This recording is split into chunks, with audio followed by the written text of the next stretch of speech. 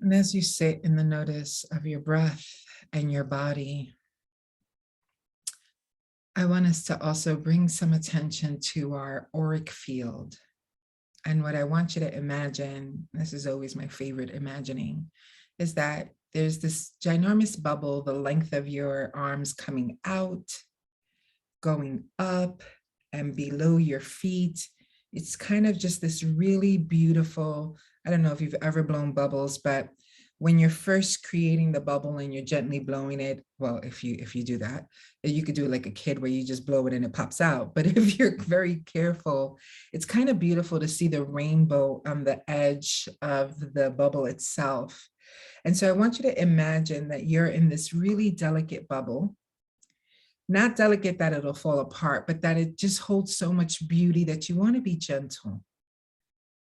And I want you to just check into what is in your field that may need like clearing out. Just maybe it's a thought of the day, maybe it's an irritation, maybe it's a conversation from yesterday or something else. And we're just going to move that, like if we're cleaning out space, if moving your hands helps, just go ahead and clear some energetic space for yourself as we're stepping into this full moon energy. We're just gonna, just a little bit, so that we have some energetic capacity to kind of be present in this moment and enter into a ritual in this moment. And so whatever makes sense, if a sweeping motion makes sense, go ahead and sweep. If a little duster makes sense, go ahead and dust. Just clearing the space a bit so that you can be here now.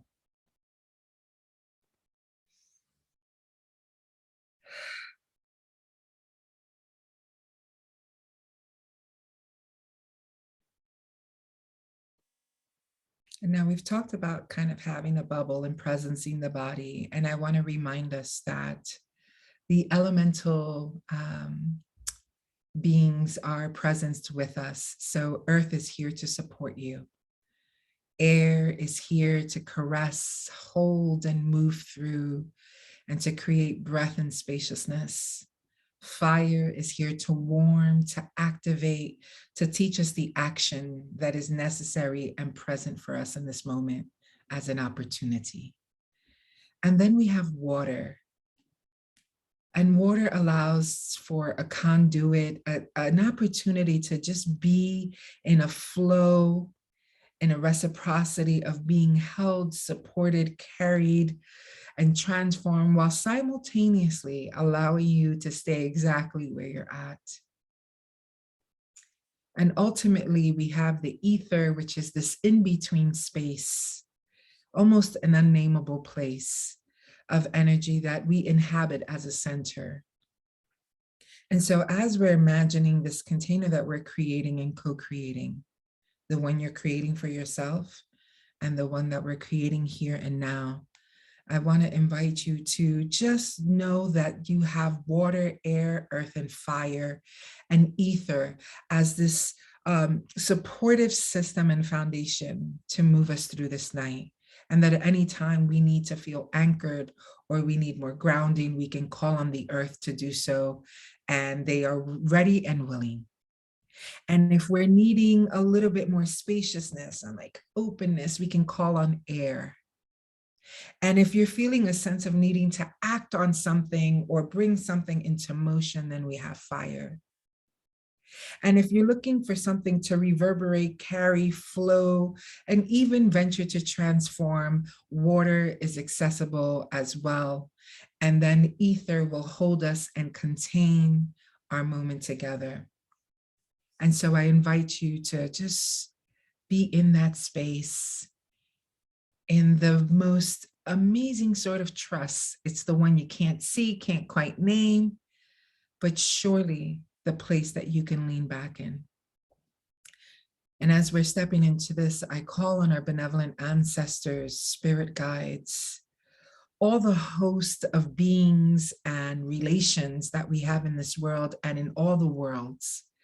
I call them those things that support you into your field, into your energetic resonant field, as I call in mine to my own. And that as we move together tonight, our support systems, both individually and collectively, are present to support whatever we need to receive tonight. It's the full moon in Aries. Aries is a fire sign. The sun is in Scorpio, which is a water world. And so we're in an interesting relationship of elements. And so as we call in these support systems that are our allies, our backs, and I think of back because I think of the place where you can rest. I call them in a way that supports the container we're creating, as I said, and also that which needs to be completed and transformed. But not only the completion and the transformation, but the place in the in-between. May our endeavors and all that needs to be present in this night together, may it be held and supported in an active way. So I have the candle burning. It's actually a black candle. It's so sexy.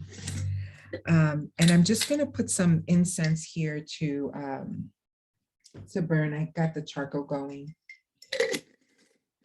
And while I recognize that we are not yet where we can do smell-o-vision, we're not there yet. I'm sure it's coming, have no doubt. I'm offering this smoke as an offering to you, to the places of completion that you're bringing to the table tonight. I offer this scent to our ancestors, our well ancestors, our spirit relations, our plant world, tree world, all our star family, our star ancestors, all the generations and all the beings that are with us tonight. This is my offering, which it's an amazing scent anyways. It's my own blend and I absolutely love it. So as we orient and bring ourselves kind of back to the cognitive consciousness and being present with each other on screen, or at least electrically in the space, I do want to pull 3 cards as a beacon for tonight. One presencing the focus, and then what is the support and what is the release. And if in this moment you could just kind of hone in on what are you asking for, what are you bringing, what is both the offering and the ask for tonight's ritual in terms of the space that you're holding energetically. So that when I pull the cards, then, you know, God is willing, they'll speak to what's present, both personally and collectively. So let me here's our focus, beautiful, always. Our support and our release. Oh man. So we have as our focus shared wisdom, which is a really beautiful card. Look at that.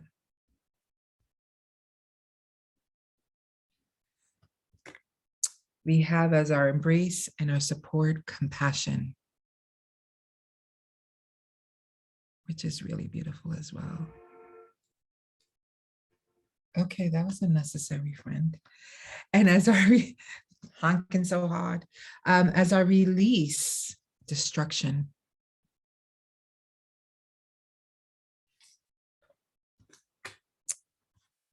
And so I'm positively sure that we'll move through this as we move through ritual. I don't know if, and just to name that, I'm so grateful to have the capacity to step back into doing full moon and new moon rituals. And my promise is that it will happen more consistently. Kind of same time frame. What I'm going to try to do is put all the dates in to just save the last minute kind of thing. But having said that, what I want to offer up, if you haven't or intended to, always make sure that in some way you're able to create your space where you're at. So for me, that can look like a candle. It can look like offering up incense. If none of those things are accessible in terms of like, you know, lighting a candle may seem dangerous. You can also have a bowl of water. Again, elementally, You can have any of the elements as a way of marking a beginning and then marking a close. So I always want to offer that up. Rituals sometimes can get so complicated, or at times we wonder, how can we make a thing special? And really, the added stuff is, it's a blessing, it's beautiful, it's wonderful, but the power lies in the intention. And so the external is just an expression of intention. So if you find yourself sometimes trying to over ritualize ritual, if you have that tendency where you want to do things in such a perfect state, I want to invite you to allow things to show up with intention and let the external meet you there. And you may have capacity sometimes to do more, but sometimes you may not. And that's important. So it's better to have ritual than not to do ritual, because it's not perfect. So full moon in Aries, and astrology is not, it's not my primary form or my primary function. So, and I always say that. So if you ever want to get a reading or any of those wonderful things, I point you in the direction of my firstborn, who is, and I think they were born from the stars. I don't think, I know, because they have such a deep relationship with the stars and the planets, in addition to a decolonial mind frame and framework in terms of holding the conversation. So you are more than welcome at any time you want to take your these teachings deeper in terms of the astrology of a thing, to head over to Saltwater Stars, and you can follow them on Instagram, on Facebook, and then also check out their website, saltwaterstars.com. I can put that in the, so that if you ever want to, get a read, which I always recommend,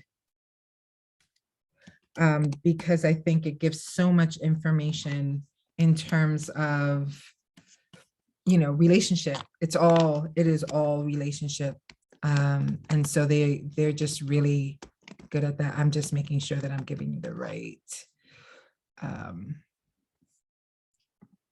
Now y'all know that sometimes I'll be getting a little thing, because this, of course, is my child. So it's always exciting to share their work. Also in this group, in the Patreon, there's also Eliza, an incredible tarot reader, an astrologer. She's the shit as well. So, there's always so many folks that we can go to. And can you overdo it? Perhaps. If you're constantly abandoning yourself in order to gain information, then that can become challenging, but you could never have too many resources of support. So there's Ariana's, and I think Eliza's stuff is in one of the posts, but I'll next time be more conscious of being able to offer that as well. Because we say in Spanish, you may not know, but now you will. Pa los gustos los colores. So there's someone for everybody. And so that's always important to me. Anywho, the full moon in Aries. So I mentioned that we are in sun is in Scorpio, which also means that this month we celebrate my eldest. They are turning, it's either 28 or 29, one of the two. I butcher their ages all the time. I know that they're closer to 30 and that my son is close to his mid-20s. So anyway, Scorpio is this beautiful, beautiful sign. I'm a Scorpio rising, and that also means that I have some water in my chart. And water as an element is a very powerful conduit. It's a powerful mirror. It also has cleansing capacity. And so the sun is there. And now when we're talking about the full moon, the completion of a cycle, it's in fire. So these two together make quite the environment, which is, if anybody's feeling it, you might be feeling it. But full moons offer completion. And it's an opportunity for you to look at the areas of your life that have been most alive, however that looks for you, positive or negative, however you name that, that's most alive, and what cycle is closing out And so what we're doing here is we're going, oh shit, like I'm moving. So there's a cycle closing out. And I get to look at this and go, okay, I'm moving location. To me, it's not just a location move, it's big. And so it's like, what is changing, transforming, and ready to be like put aside or, you know, buried or given away, and what is yearning to be born. But we can't do that new thing. I mean, you can, but you want to have cycles of completion around your stuff. So before we kind of step into the new moon energy, we are looking at what is needing completion and attention now. So in doing that, what I want to offer, the energetic resonance in this container, is that a full moon in Aries is a blending of the feminine and the masculine. It's bringing those two energies into relationship.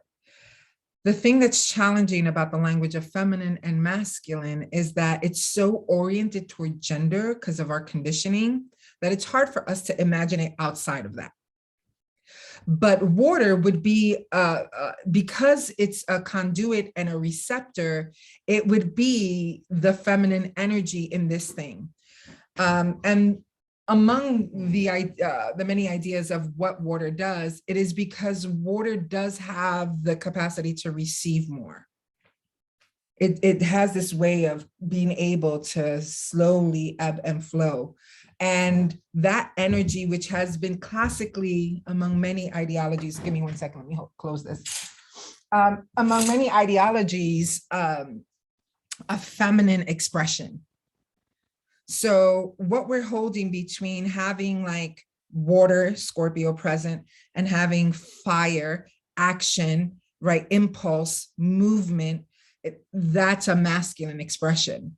And so this is always going to be hard for us until, I don't know, I really don't know. It's going to be hard to separate it from gender, right? Because it's a social construct that inhabits our beingness. So what you want to look at in this ritual that we're stepping into is, how are you actually bringing that particular receptivity and reciprocity in these areas of your life that seem like they're shouting or needing attention? So maybe in one area you're on fire, which sounds awful, right? You're activated, you're moving, you're going, you're taking action, you're doing that thing. And that may be the thing that needs to be in right relationship with the ebb and flow and reciprocity of water. And maybe there's something in your life that you're flowing with. You're just being a mirror or a conduit, and there's just, you have this movement with it like that. I mean, water can have force, so we're not going to mistake that. But what we're talking about is just kind of that ebb and flow, that pull, right? That this is what the ocean actually does. It moves back and pull. This is why it's always dragging your ass, right? And maybe you need to allow that to kind of move back a bit so that the action, you can be action oriented and not just in the space of water. And so bringing these elements into balance in your life in the areas that are most screaming to you is where we want to locate ourselves tonight. The full moon happened 10:57 this morning, I believe, a.m. And she often comes, I gender things sometimes. So if that doesn't work for you, feel free to put that aside and name things in a way that makes sense for you and feel right in your body. To me, when she comes around, and this is what I was saying to Tony earlier, she kicks my ass because I'm always like, oh, I'm not sleepy, I don't know what's going on. And then I'm like, the full moon. And I feel it. I feel the energy of, and it's vibrational so much so that I can't sleep. And it's so hard. Having said that, what I do notice is that that energy is often so electric in a way that it's saying to us, what do you need to close out? What did you set? What was the new moon intention? What have you been working on? And while some of us like to be much more calculating in how we stick that in a calendar or watching and tracking that, the thing I want to highlight is that sometimes we move according to we move according to the seasons and the cycles, whether we give it acknowledgement or not. And so if you sat down with an astrologer at this moment for a reading, if you sat down with Aries for a reading, you'll find that the very things that are happening astrologically are moving through your life, and the strands of them are very present and evident, which is really beautiful. So always trust that whether you notice it or not, things are happening always, and energy is always moving, and seasons, the beginning and the closing of seasons are always happening. And so we're just coming out of a lot of like retrogrades. I mean, we're closing out Mercury retrograde. And so, which, my goodness, that's been a clusterfuck of technological fuckery. Anyway, we have these closings, and the energy will lighten up in a different way. And so just know and trust that it's always happening, even if you're conscious or not of it, and trust that it's happening. So full moon in Aries, fire, the completion. I want you to take a moment to jot down what in your life right now has been shouting for your attention, and what element have you been using to meet it? Again, for example, I'm in the middle of a transition of moving, and I've been navigating both honoring what comes up for me, using water as an element and kind of flowing and being present with my emotions, which is often related to water. And I'm also acting as I get boxes, as I start thinking about how I want to move, what do I need to pack, how I want to pack. And so again, you're looking at the area of your life that is like what we would consider on fire, most alive and present. And how have you been meeting it? Have you been meeting it with water? Have you solely been meeting it with emotion? Have you solely been meeting it with action? And so we'll just take a couple of minutes to get that down, and I'm gonna get it down myself.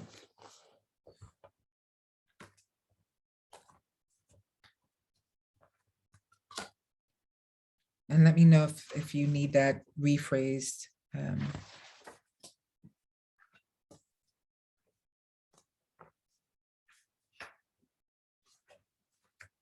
Let me.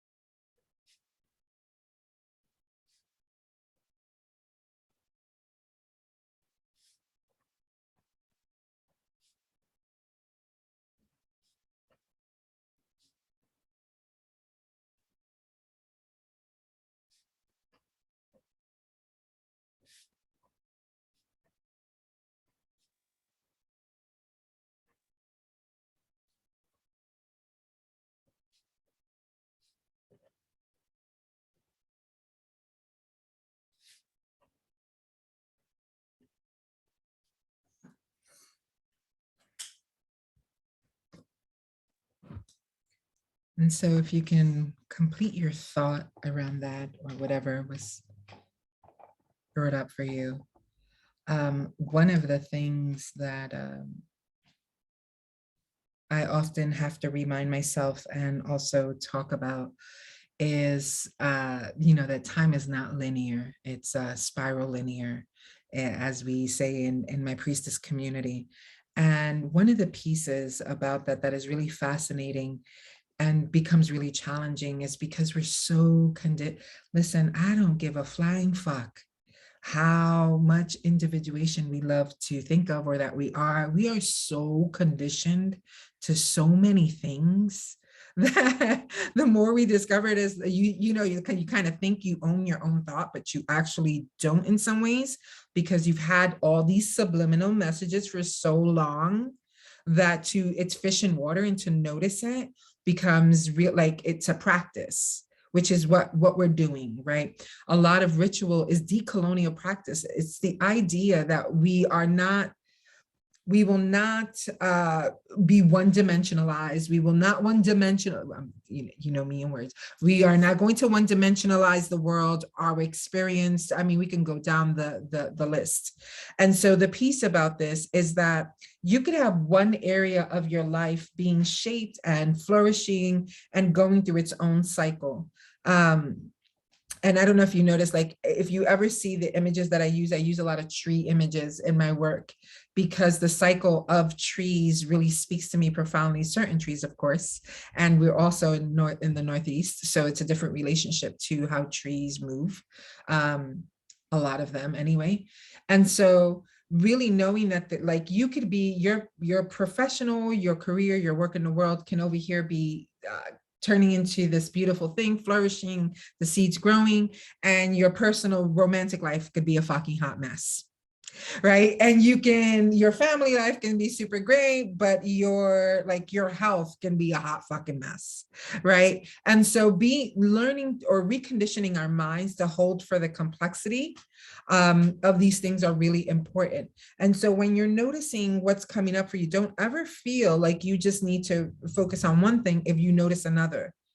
But also know that it's a relationship of attention and orientation that you're constantly going to be giving your life. We have all these sectors and these pieces because of wisdom bodies that have been hijacked and have fragmented human beings, but it's not where we come from. Our indigenous practices, no matter where we may have to go all the way back for them, but they all looked at a person as a whole and complete being in relationship to the whole and complete earth, and not a separation. So when you're tracking time or you're tracking your life, or there's sometimes frustration around this thing being so full of so much challenge, and then this area being gravy, that is how spiral linear time works. You're like starting one cycle in one area, finishing another in another, right? And so allowing yourself to have the capacity for that, but also trusting that we can tend to our whole lives. We don't have to settle for just like, oh, that can go to shit, but I'm going to give this my undivided, like that. It's such a strange conditioning to be so hyper focused. That comes in handy for some things, but not for the entirety of life. So I don't know if you're wanting to share your response to that first question. We can open a moment for that, or if you want to share in the chat about it, whatever feels resonant. If you feel like you need witnessing, then witnessing is available. If you're not in need of witnessing, then that's perfectly fine, and we can kind of move into the second inquiry. So I'll give a moment if you want a space to share. Hey, lovely. Hi, I was on my train and then the bus and now the walk home. Okay. But traveling with you.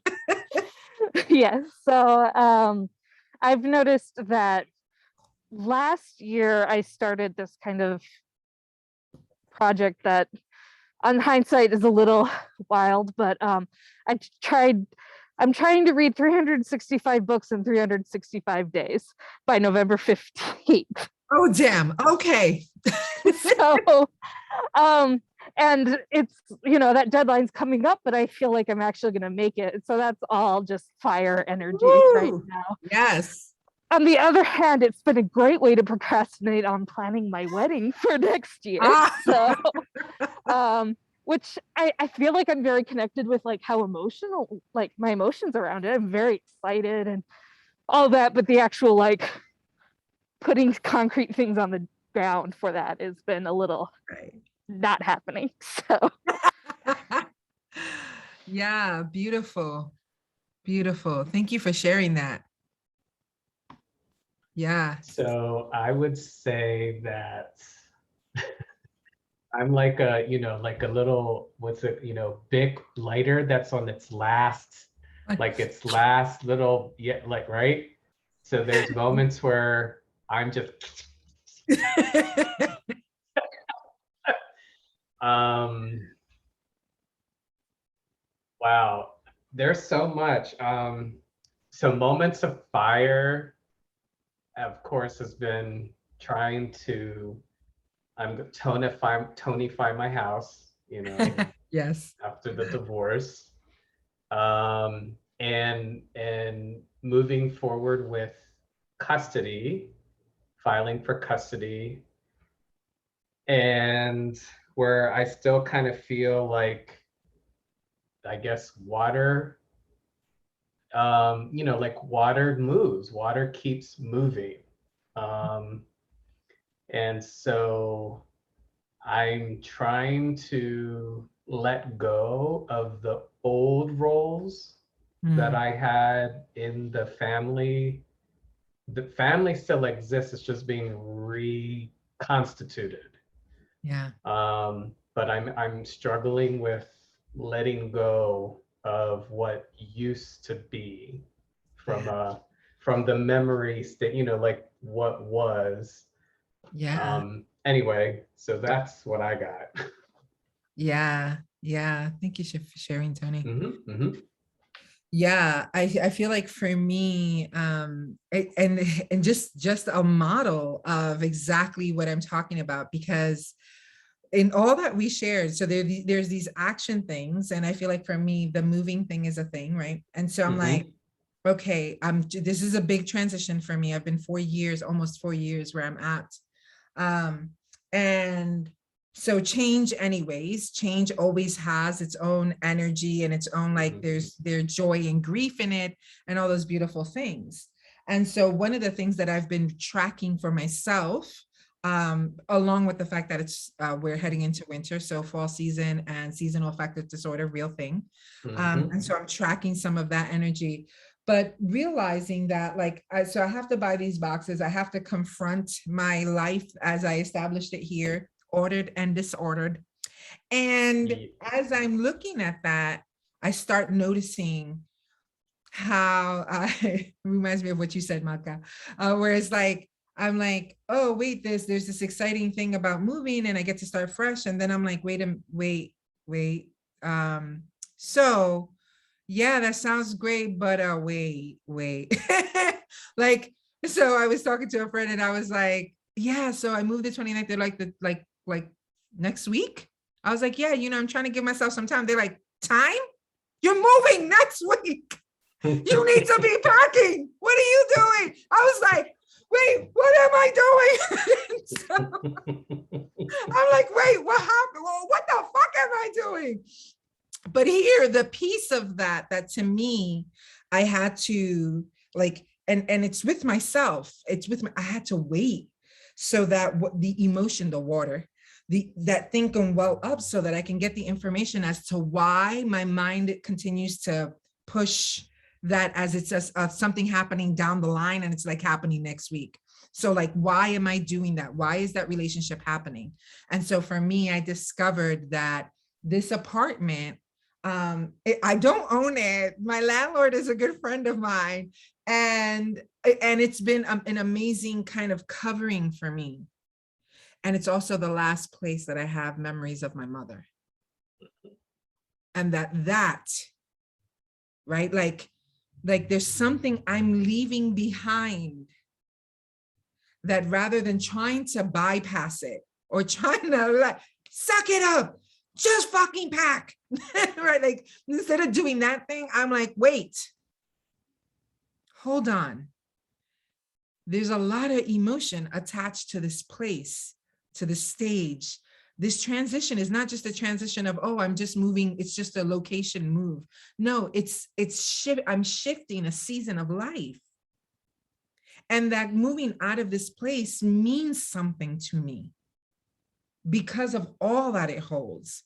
And so rather than trying to force myself, which is how we're conditioned and taught, right? We're like, oh, people say, put your big girl panties on, but put whatever the fuck they say. And it's like, listen, first of all, they're cotton. Second of all, like they're not going to be tiny because I ain't about that life. So having said that, I need to be able to honor what's coming up emotionally, to meet water and meet emotion at its subterranean level, because that's what's going on. There is always impulse and information feeding the actions that you're taking, even if you haven't yet connected the thing, right? And so the question then becomes for us, and this is how you know, because we can get so fire oriented, action. We live in that society where everybody wants everybody to be doing shit. Ain't nobody asking anybody how you feeling when you're doing shit. It's like, just do the shit, just do the shit, right? And so what I want to invite us is to think about, in the places that we have been solely leaning on one element or one shape or one type of response, and maybe not even response, reaction. What is the emotion underneath? What's subterranean there? Is it, is the transition that's going to happen, whether or not it's exciting or not, or whatever the case may be, in an external way, is its internal dynamic meaning more to you than you expect? Is it holding more charge than you imagine? Right? So what can be perceived as my procrastination around moving, which is partially true. It's not actual full procrastination. The procrastination is coming because the emotional separation. That is so sweet. Thank you for letting us see that. You're good. We love it. He thought you were a video because apparently I'm always watching your videos. Let me get the mail. Well, thank you for blessing us with that witness of love. We all good. I love it. So I want us to take a moment in this. And when you're looking at what you've been leaning most into in those particular areas, go subterranean on it. If you've just been in the emotion of something and not in the action, then what's going on for you there? What is happening? And the reason why we're going to look at that is because this is how completion comes around, and this is how release comes around, which is, release is not my favorite word ever, because of its connotations can be triggering. If you've experienced a lot of trauma and people are like, you just need to let go. And you're like, I'm gonna let go of something. It's gonna be my fist in your face in about 5 minutes if you tell me to let go one more time. Right. And so what I think about release is the act of actually giving something away, so that there's choice in that. And so for me, what would behoove me in this season and in the transition that I'm experiencing is to actually continue to create my altar and honor my mother and talk to my mother while I'm doing all of this, which I do a lot of, allowing myself the crying and understanding that what's happening to me is that I'm actually detaching from a me that actually no longer exists, because I was in such a heavy caretaking role, and I was in such a heavy, all of those things were happening during the time that I've been living here while trying to recover from my own stuff. And so you want to go subterranean. And we're just going to take just a little bit. If you feel like when you're thinking about it, or even journaling or writing, however you're processing, if you feel like it begins to draw you in too deep, come back to your breath, come back to your body, and allow yourself to shift your attention just in case, because sometimes we don't realize that a subject matter is actually something that we're holding very tightly. And that's to touch it is to touch a wound that's open. And so I want to be able to presence that as well, if that's something that's present for you.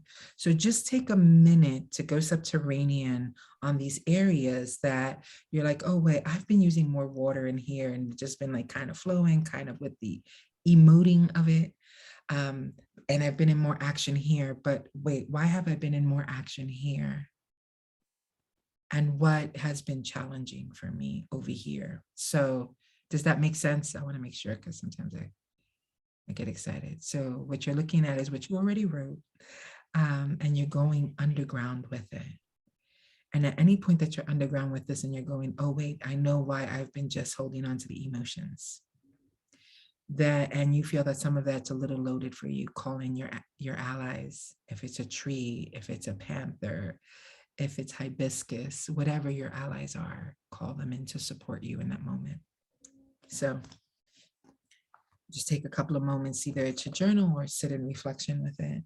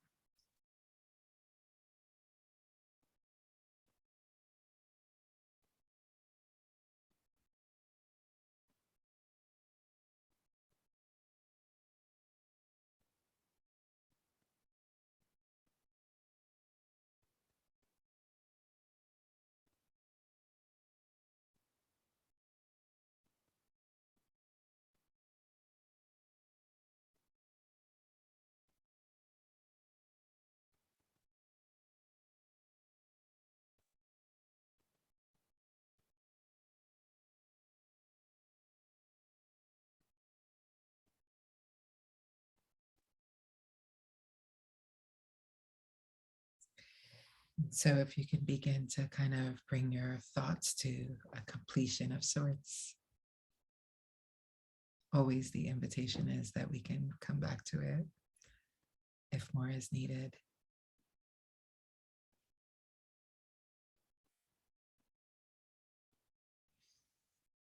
And so as I was journaling about my stuff,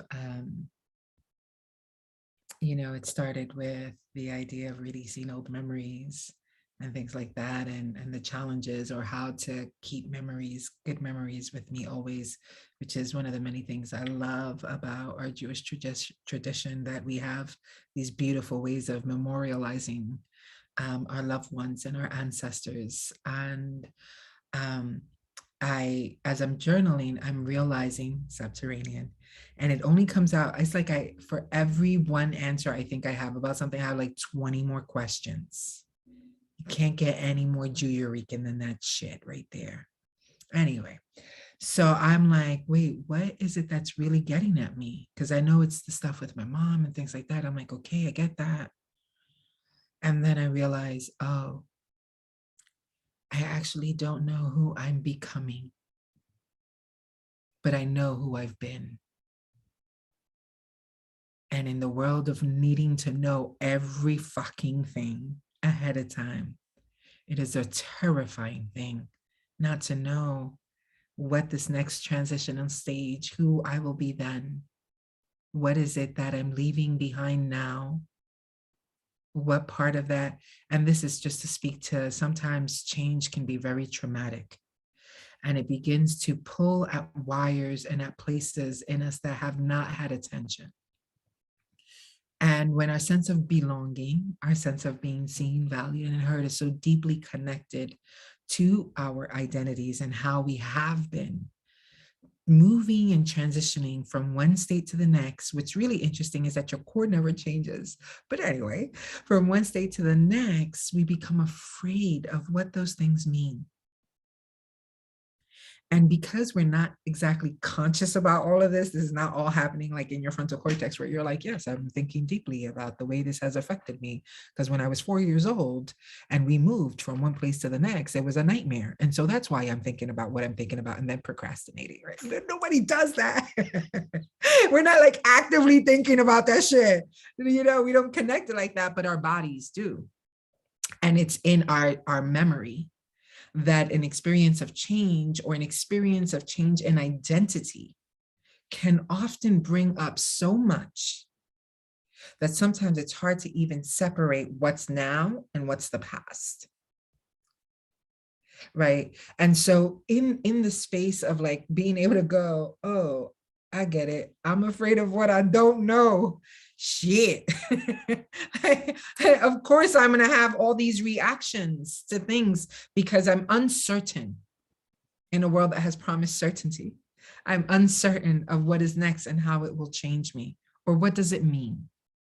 And so one of the pieces about being able to go subterranean with this is really starting to think about what is actually informing your impulse, your reaction and or response. Rarely a response, because you have to actually be conscious of what's subterranean. When you're conscious of what's subterranean, then you have choice, so then you can respond. When you don't know what's there, you're reacting to an invisible thing that you have no idea you're living out in reaction to.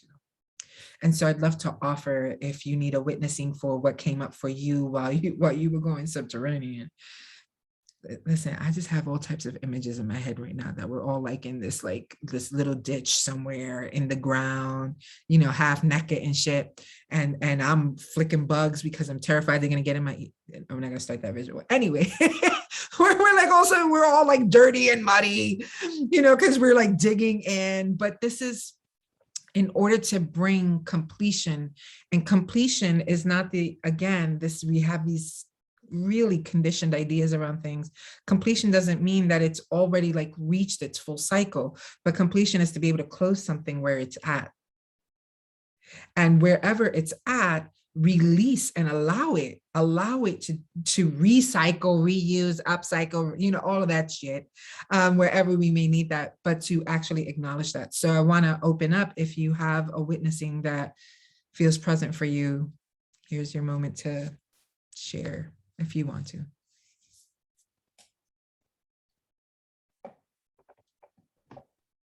So what came up for me as you were talking about, you know, your shift from this apartment to your new space, as you were reminiscing about the time there with mom and the I'm going to say the desire to slow the pace of moving.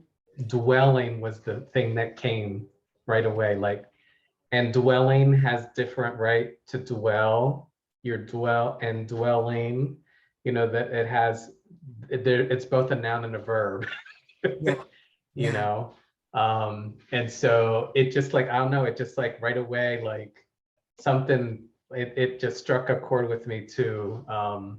I don't have all the words yet, but like I was just, it was just, again, it just took me somewhere different, that I'm gonna circle back to again. But in my, what came for me, I like to say archaeologically digging than subterranean, but same thing, like, Yeah. so in my archaeological dig in, I don't even know if I've hit bedrock yet, but whatever I've hit at this point, I'm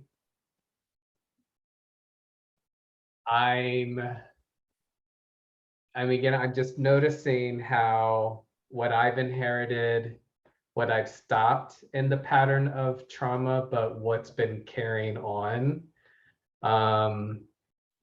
And so accepting that I trauma bonded, I went from one really dysfunctional family dynamic. This person came into my life, and you know, so they're that, and not to what's the word, punish myself for that, because the 23 years we were together, there's a lot of treasures that I have gained. And so it's now just closing the chapter, if you will, like really like,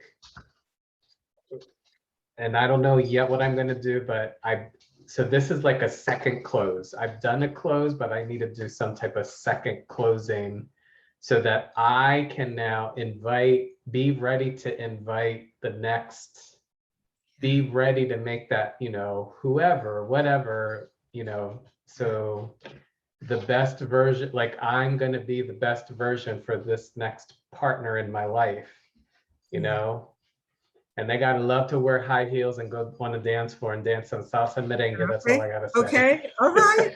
Listen, I know the universe is hearing your ass. That's why I'm saying it. That's why I'm saying it. Yep. That's why I'm saying it. Yeah. Anyway. Thank you. Yeah. Yeah. Thank you for sharing, Tony. Yeah. No easy thing. Right. I think what resonated with me was when you talked about like making an altar for your mom. And I was kind of thinking of like how in some ways like planning this wedding has kind of been like sacrificing other things, mostly because I'm trying to like start out my life with Eli right without like, you know, all this financial stress and stuff. So it's like, okay, try paying down debts and all these things, but like the fun has been kind of pulled out from like the everyday in a lot of ways. And also kind of like, you know, now I'm in a situation where my job like is expecting me to be back in this kind of like doing fire energy that's like now just required with my job, even though like we're still in a pandemic, but we're kind of pretending we're not.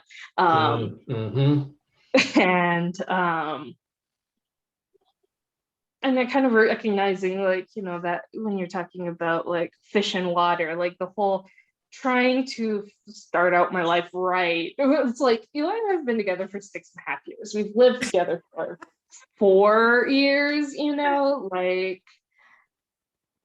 we are going to handle our financial situation in however long of time it takes, you know, like Right. it's all, you know, there feels like there's this pressure because of this marriage date that just like I don't have to put that much on it. So yeah, that's where I'm at. Thank you for sharing, Maka. Yeah, yeah. It's so, to me, it's so interesting, and kind of to what you were saying as well, Tony, that we need an extraordinary amount of permission to shed. Shedding is not a one-time thing. It is not a one-time thing, and not in any area of our life. It is not a one-time thing. It's like, okay, here's a transition coming. There's something that is left behind and you step into a different space, but it doesn't, like, you'll go through another shedding of sorts, and you'll go through another shedding of sorts, because actually this human thing is that as we're learning, as we're growing, as we're intaking, we're also integrating, which is a process and not some sort of like, I mean, I think we've done this amazing thing as human beings where we created a whole, like, we have a whole branch of psychology, self-development. I mean, we gonna take the mind to another fucking level. We're like, wait, we're gonna put self-development into a checklist. There's actually going to be metrics and markers. And this is all relational to a Gregorian linear calendar. Bless the Greeks, who, poor them, that this nation just took the calendar, was like, no, this is what we're gonna do. We're gonna go, we're gonna go with the Greek shit. And on top of that, literally created phases of life based on another community and another culture. Right. And so what I'm saying by that is, like, in the American constellation, we have a childhood that lasts 18 years. We have, like, we try to say, and we've come across some people older than that are still stuck in childhood. Right, like, and then we've come up with a whole branch of, like, development, mental, cognitive development, and what that needs to look like. And then we come with this whole idea of what you should do in your 20s, your 30s, your 40s, where you should be in your 50s. And then by your 60s, this is where you should be. And then if you're going to start a life, you should probably start a life with everything as clean as possible. Although we all know that shit gonna get messy as hell because it's humans, right the day after the transition. Right. You understand? Like, I'm moving to an apartment. I'm gonna take all my shit over there, but trust and believe it's gonna take me forever to unpack my shit in that space and reorient, right? Like, that's, it's a process. We're actually not process conditioned. We're not process, we're outcome conditioned, which is why we always feel an extraordinary amount of pressure, because we are rarely, and I want you to imagine what this does for your body, rarely ever really in the present. We're thinking about an hour from now, 3 hours from now, a day from now, 3 days from now, a week from now, a month from now, 2 months from now, 6 months from now, a year from now. We're either that orientation, and then if your life isn't a fuckery, then you're also in the past orientation. So your ass is still stuck in 1986, Right. but never really here now. Never really here now. And what that does to the body and what that does to the experience and being able to be present is what, to me, is something worth naming, bringing into the space without trying to have an outcome orientation, so that we can decolonize, relearn what it means to be human. It means to process through our seasons and cycles. And to your point, Malka, like, you've been living together. You started a life already, right? Like, it's like the minute you chose each other, you started this life together. Like, it's like, wait, it's already happening. Monday is not coming. Which is, I often joke around in the prison work that I do. I was like, anybody plan for a Monday? And they're like, wait, what do you mean? And I'm like, listen, do you ever want to start something new? And you're like, you know what? I'll start it on Monday. And then if you fuck up, you wait till the next Monday. You're like, I'm gonna wait for that next wave of newness. Used to wait and study until like an even 30 minutes, 15 minutes. Yes, and I say, I say all of that like on this bust of how our linear conditioning fucks with our actual human evolution or transition or change. And so I say all of this to presence back to this place of recognizing that as much as we want to be in the know, the active cognitive understanding of all that is inhabiting our space and time in our lives, we are actually in several ways and in different places constantly going through transitions and processes that don't have this very like clean cut Monday is when we're going to do it. And here's the thing. I would lose such an enormous amount of opportunity if I didn't sit with the grief that this is bringing up for me. I would also lose the beauty of the opportunity. I say this with so much sarcasm in my fucking bones right now. The opportunity to reorganize my shit and get rid of the clutter. Listen, I say that with so much, that scares me. I'm so scared of the closet in my kitchen. I can't even tell you. But having said that, right, like I would not be able, especially somebody, I've experienced a lot of trauma in my body and in my life. And one of the byproducts of that is disassociation, and disassociation from your own body, or even collapsing in your own body. So where you have like no feeling and you can't even connect to how you're feeling. And so in the work of healing as a verb, a dynamic and not this completed thing, in the journey of healing, one of the practices that are going to become important is reconstituting my own connection to my body. And the way to do that is to actually honor the emotions and the things that are coming up for me. Right. And so like my appetite has decreased, and it's decreased because my anxiety has come up. And so rather than trying to be like, what's wrong with me? I need to get my shit together. I'm like, oh, okay, so what's going on? Okay, it's getting darker. Okay, I'm moving. Okay, I'm scared. And when I do that, I feel in my body like, I feel like I twitch like my grandmother, like what's twitching, what's contracting, what am I like pulling in that I'm not noticing, that my shoulders are high up? Or am I feeling that fight zone where I just want to get over with a thing? And so tracking in my own body the impulse, right? Because part of the healing work, again, as a verb, is that you're not bypassing all the flags that are coming up in your own life. And rather than the projection of them, right? So we'll feel the fire, and then we'll turn the fire to something else that we can see because we don't understand what's underneath. And that underneath there is a grief, there is something that your body's receiving as a message that causes the external behavior to be mirrored to something else that you actually have power over. Right? And so this is what doing the archaeological dig is all about, and going subterranean is about. It's not even about fixing it, it's about noticing it. Because these are the places in your heart, in your life, in your makeup, and your psyche that have gone unnoticed and unheard. That goes way, there's a story way back somewhere in your body that said, you know what, you need to have all your shit together before you step into another season of life. Like finish your food before you go leave the table, wipe your ass before you get out, like all these very close, make sure you dry your hands, wash your hands 3,000 times, like all these very like fixed things. And so here we carry on those things in our lives, and that's actually not being in choice.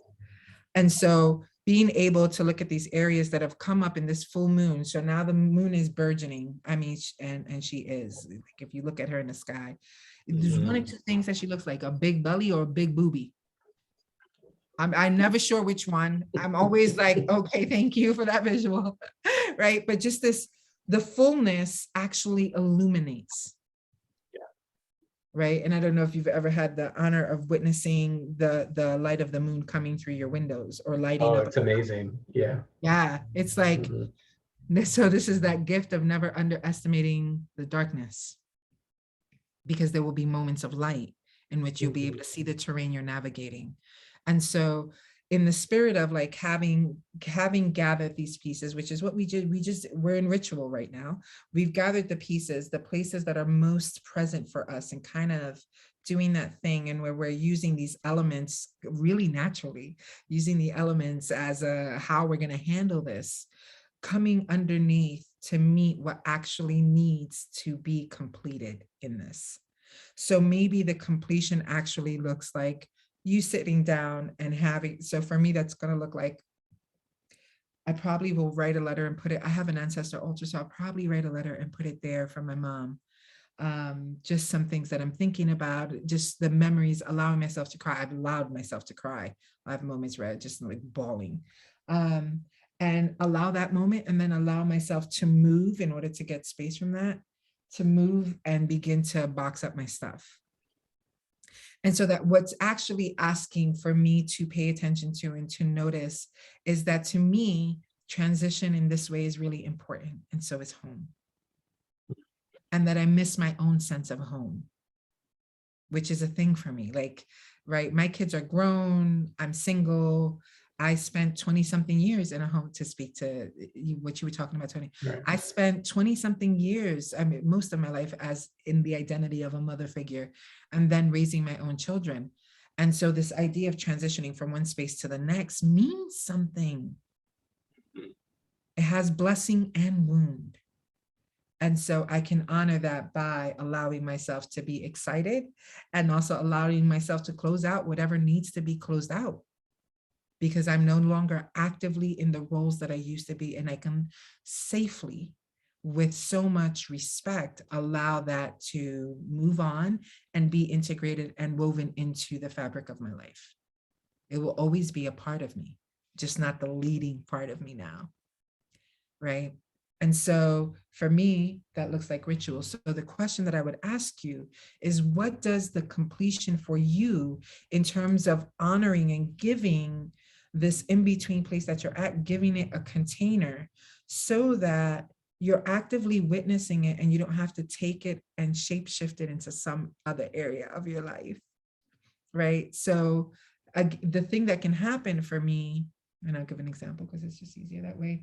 The thing that can happen for me is in the idea of moving, I can begin to look at other areas of my life and begin to apply pressure there, because I don't know what to do with the amount of anxiety I feel and change is happening. So while change is happening in this one area, I'll try to control this other area because I need to feel a sense of being empowered, because I feel like it's powerless when it's not powerless. I'm choosing to move, right? But my body doesn't register that as a choice.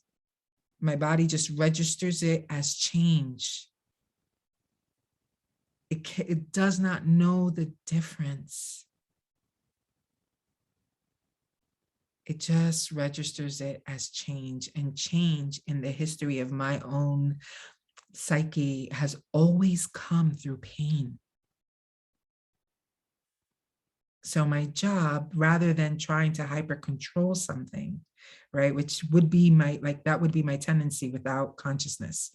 I'd be like that'd be falling apart, and now something else, I'll be trying to fucking have such tight rules around it and get all in my bag about it. And I'm like, what the fuck is happening? And you feel irritable because your ass is trying to hold and control something because of the way your body's interpreting it. And so what would be the gift of completion, the gift of noticing, the gift of witnessing that you can give to these areas of your life that will allow for some spaciousness for you to be present here now,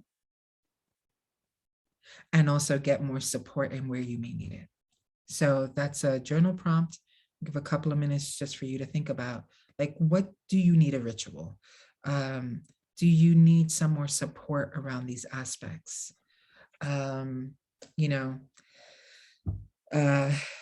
need to honor something? Do you need to have, I don't know, gather some of your community and have a witnessing ceremony? What would be the thing to bring completion and fullness to these things?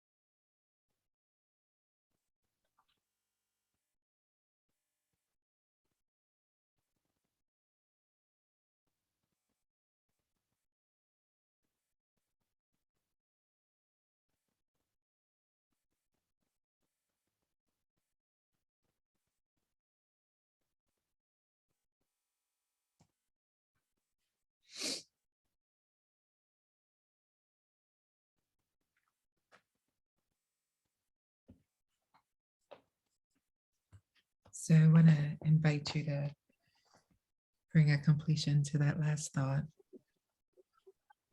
Again, with the reminder that we can always come back to it.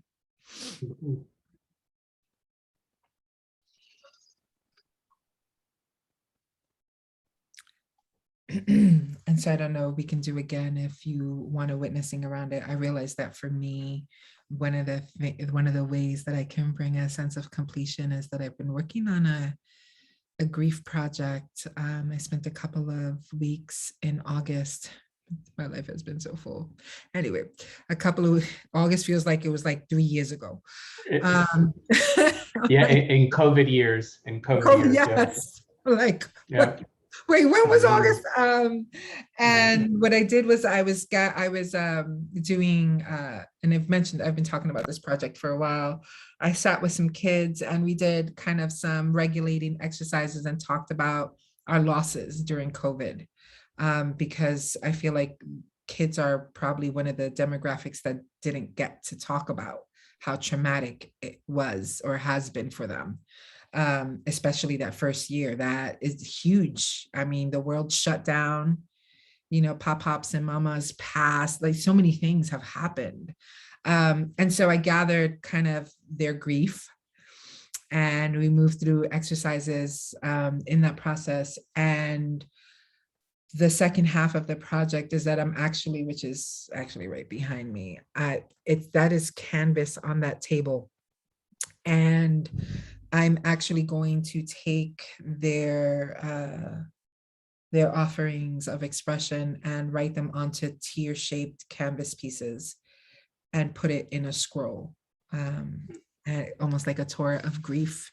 And so finishing this project will be very helpful both in the cognitive way, but also the emotion and the other stuff to complete the season of grief that I've been in.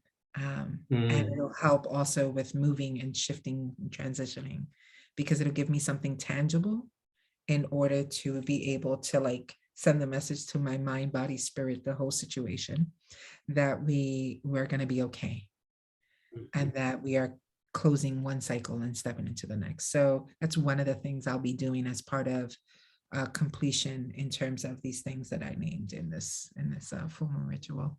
So there's an opening if you want to share something that you're going to offer yourself as a ritual.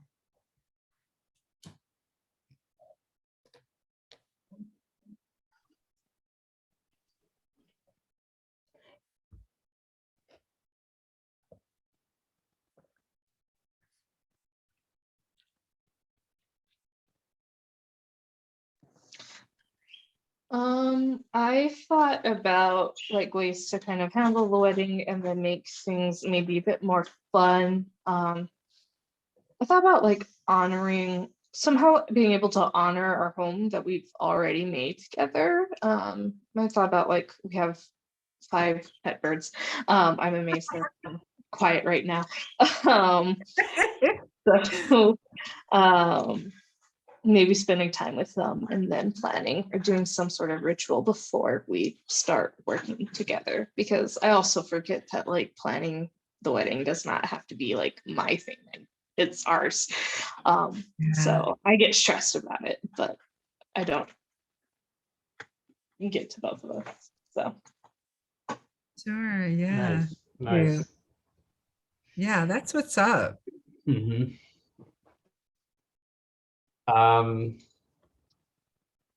so one of the things I wrote down here in shifting my role, I know that I have to do something like tangible. It has to have a, so I want to do something, I want to change my wedding ring into something else.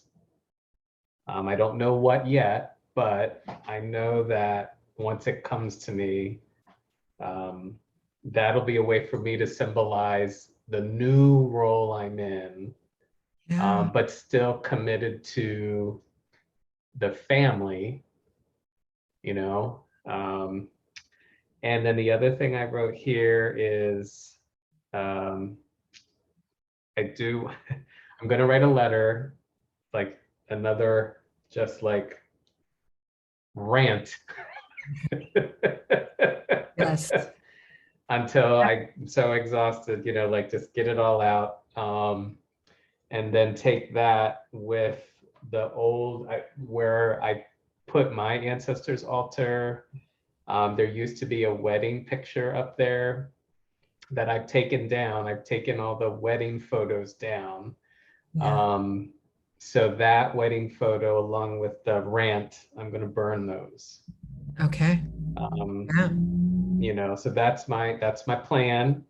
The thing that you're helping me remember is I like to call them milestones. Like, it's an ending, a completion, but like you said, it's like, it's like, when you are driving down the highway and you see there's one milestone that has passed to get you to your next destination.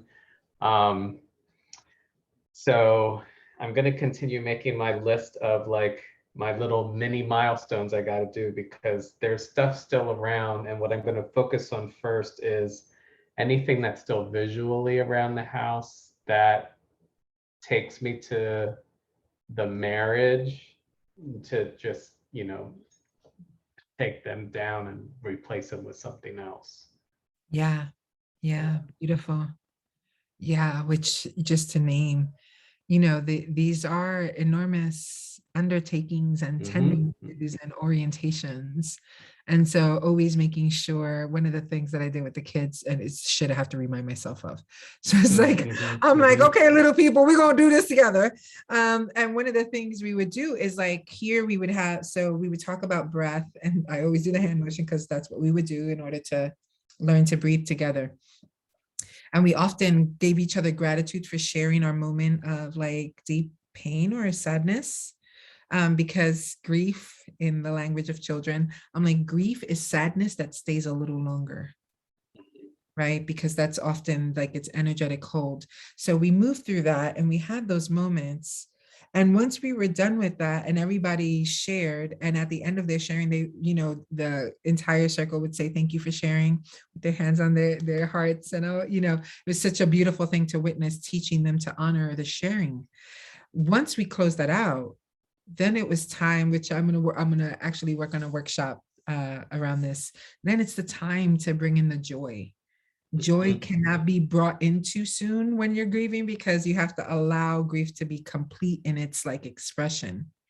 But when you have that and you're like, okay, I'm honoring that this is what's shifting and transforming, now you have this space where you can bring in the joy. What does bringing in the joy actually look like? And bringing in the joy can look like you just gone burnt the shit out of that other thing, but now you went and got this beautiful frame and you're going to put it there.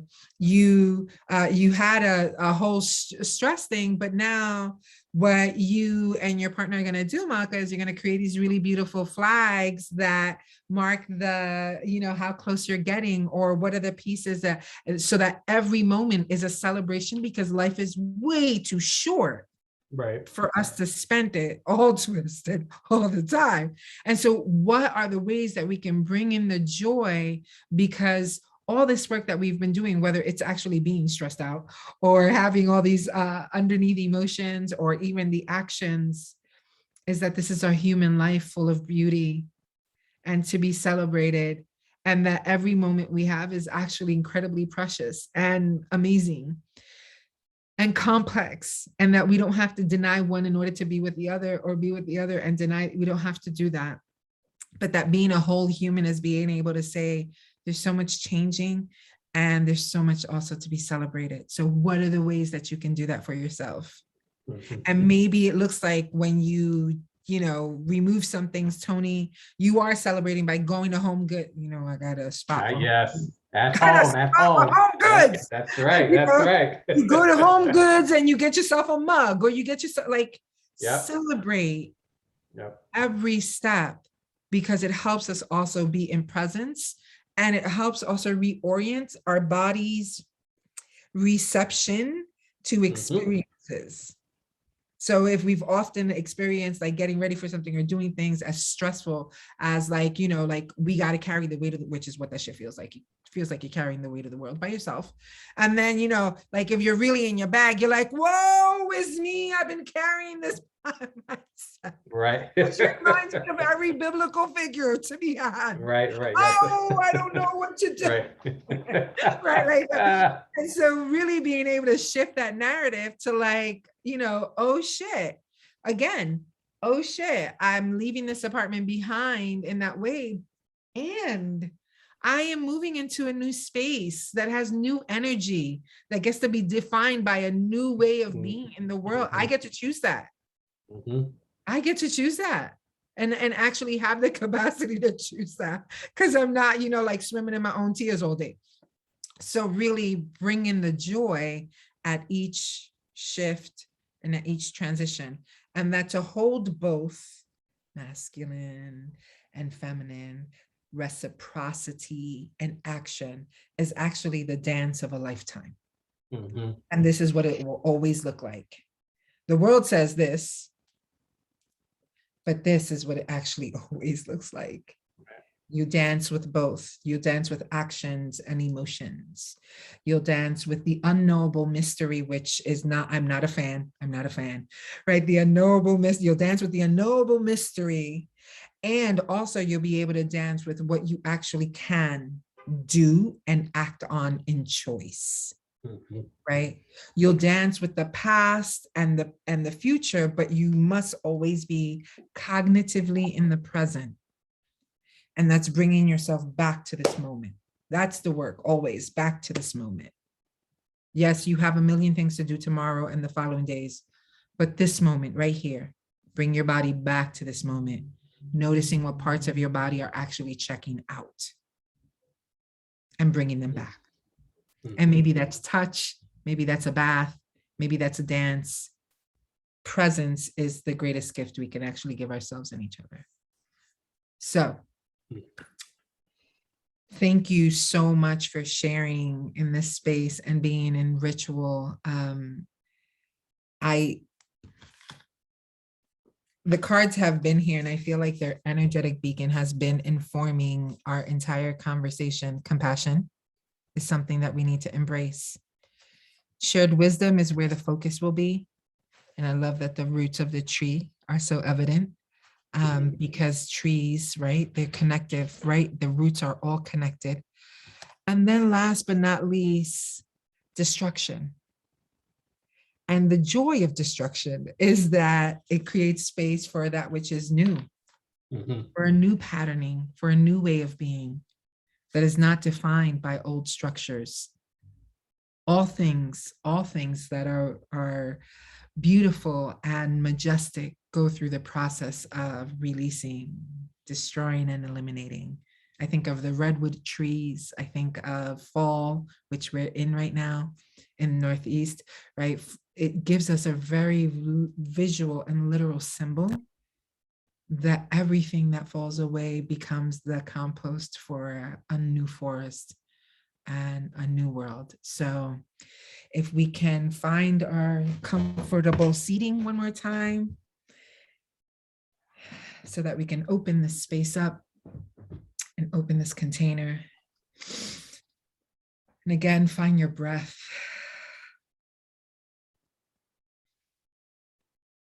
Noticing your body. Noticing the earth beneath.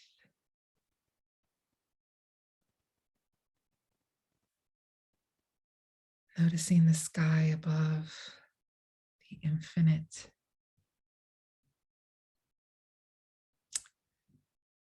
Noticing the beauty and the blessings that our benevolent ancestors, our spirit guides, our elemental beings, our plant world, all of it, our star ancestors, our planetary ancestors, all of it.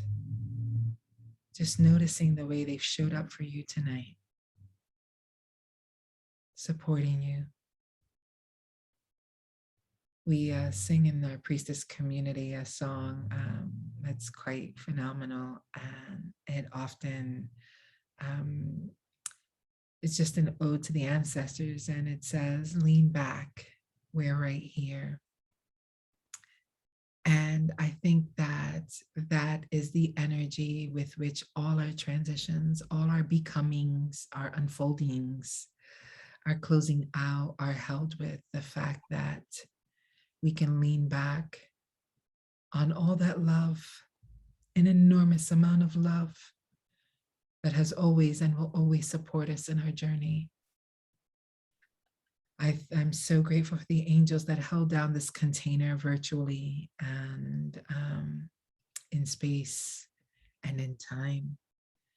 I'm grateful for the capacity to be present with this full moon in a fire sign, where all the determination, all the energy to act, to transform, to light a path and light the way, to shine in the darkness are present.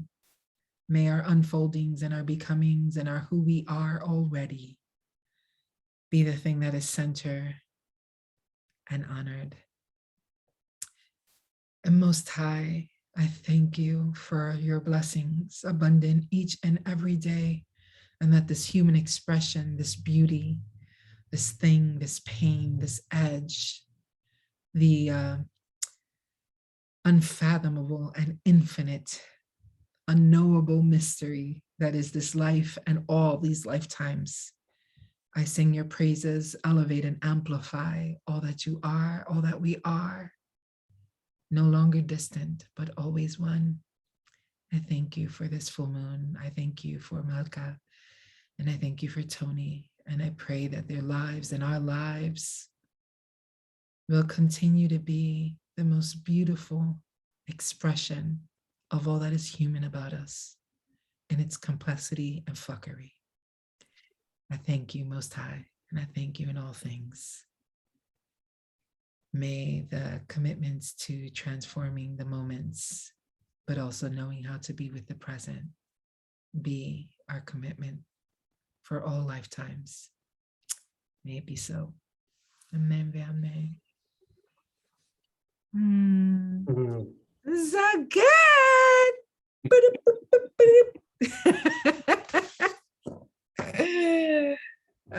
So good, and such an honor to be in space. And I don't know if you want to say anything in closing. I know, Tone, we're gonna talk afterward a bit. So I don't know if anybody wants to add to that. Thank you. That's all. Oh, my pleasure. I'm so glad you were here. Yeah. Always good to see you. Yeah, thank you. Have a good evening You and too. celebrate all that good juju, baby girl. Celebrate it. Get it on. Get it on. Talk to you soon again, hon. Be back. Leave. Let me stop the recording. Do, do, do, do.